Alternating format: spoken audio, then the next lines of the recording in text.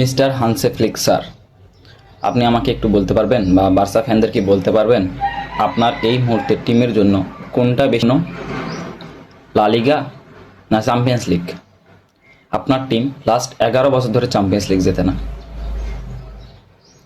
এই বছরেও আপনি কোয়ার্টার ফাইনালের প্রথম লেগে নিজের ঘরের মাঠে অ্যাথলেটিকোর কাছে 2-0 গোলে হেরে গেছেন। তারপরে শনিবার রাতে আপনার ম্যাচ ছিল লা লিগাতে। এর আগে আপনি জানতেন আপনার যে সবচেয়ে কাছের প্রতিদ্বন্দ্বী Real Madrid team, opponent team, সে লা লিগাতে হোঁচট খেয়েছে। আপনারা এখন ক্লিয়ার 7 পয়েন্ট এগিয়ে আছেন। এই ম্যাচটা জিতলে হয়তো 9 পয়েন্ট এগিয়ে যাবেন বা এগিয়ে গিয়েছেন 9 পয়েন্ট অলরেডি। এই ম্যাচ জেতার পর লা লিগা ডান অ্যান্ড ডাস্টেড। কিন্তু আপনার প্লেয়াররা যে টায়ার্ড, পেদ্রিকে আপনি ফুল 90 মিনিট খেলাইলেন, ইয়ামালকে 90 মিনিট খেলাইলেন, এরিক গার্সিয়া যাকে আপনার প্রথম ওই ম্যাচের দরকার, জেরার্ড মার্টিন যাকে আপনার দরকার পরের ম্যাচে, সেই ম্যাচে তাকে আপনি ফুল 90 মিনিট খেলাই দিলেন। আপনার কি উচিত ছিল না এই ম্যাচে আপনার বেঞ্চের প্লেয়ারদেরকে বাজায় রাখার জন্য? আপনার কি বেঞ্চের টিম পারে না এই ম্যাচ বের করে আনতে? যে টিমের বেঞ্চ টিম লিগ টেবিলের 17 নম্বর দলের এগেনস্টে জিততে পারে না ঘরের মাঠে, সেই টিম তো চ্যাম্পিয়ন্স লিগ জেতার কথা না। আপনি তো তাই প্রমাণ করে দিলেন।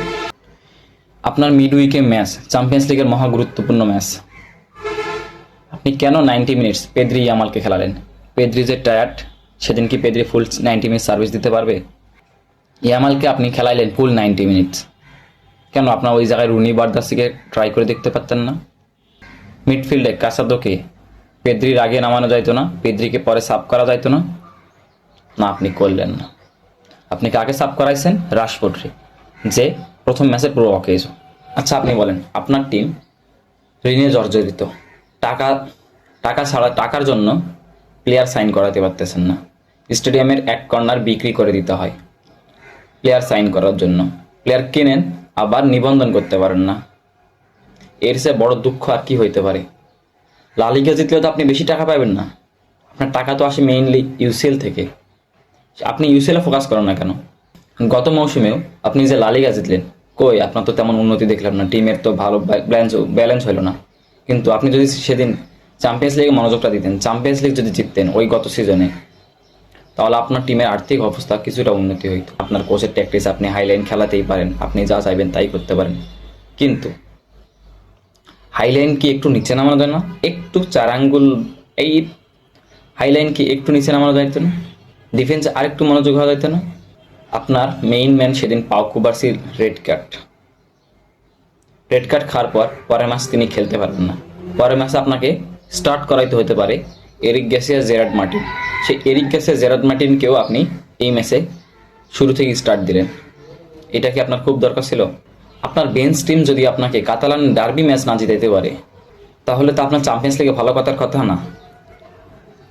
হ্যাঁ, অন্যান্য টিম যেমন অ্যাথলেটিকো মেইন একাদশে 7টা প্লেয়ার বাইরে রাখছে, কারণ তাদের লা লিগা ডান আন্ডারস্টেড, তারা লা লিগা জিততে পারবো না। কিন্তু আপনারও তো ডান আন্ডারস্টেড হওয়ার কথা।